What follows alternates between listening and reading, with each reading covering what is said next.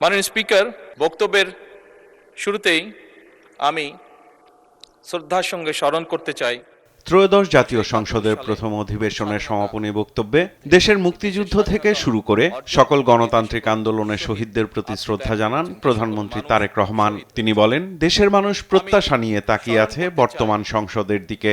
আজকের এই সংসদের দিকে সমগ্র বাংলাদেশ তাকিয়ে আছে।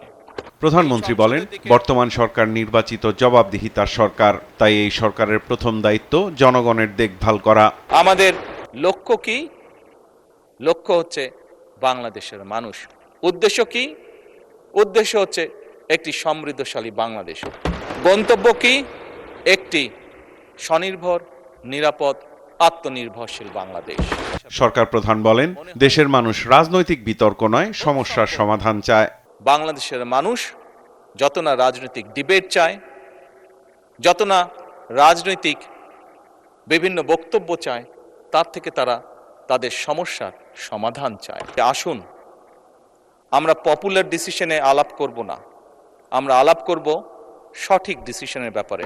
বর্তমান প্রেক্ষাপটে যেখানে ৩০ লক্ষ কোটি টাকার ঋণ নিয়ে এই সংসদ দেশ পরিচালনা শুরু করেছে, সেই দেশকে আমরা এগিয়ে নিতে পারবো না। আমরা যদি একটি স্টেবল গভর্নমেন্ট রাখি, আমরা যদি একটি স্টেবল পার্লামেন্ট এনশিওর করতে না পারি, কোনোভাবেই সরকারকে ব্যর্থ হতে দেয়া যাবে না উল্লেখ করে প্রধানমন্ত্রী বলেন, এই সংসদ মানে পুরো বাংলাদেশ। আপনি এবং আমি, আপনারা এবং আমরা মিলেই কিন্তু পূর্ণ সংসদ।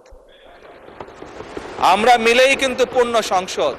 কাজে আপনি ব্যর্থ হলে আমি ব্যর্থ, আমি ব্যর্থ হলে আপনি ব্যর্থ।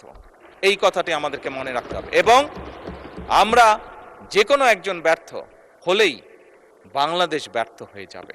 আমরা সব সময়, সকল সময় প্রস্তুত আছি বিরোধী দলের সদস্যের সাথে, বাংলাদেশের স্বার্থে, বাংলাদেশের মানুষের সাথে যে কোনো আলাপ আলোচনায় অংশগ্রহণ করার জন্য।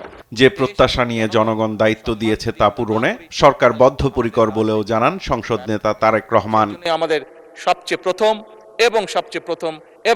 প্রথম হচ্ছে এই দেশের জনগণ এবং এই প্রিয় মাতৃভূমি বাংলাদেশ। সাইফুল রিপন, দেশ টিভি, ঢাকা।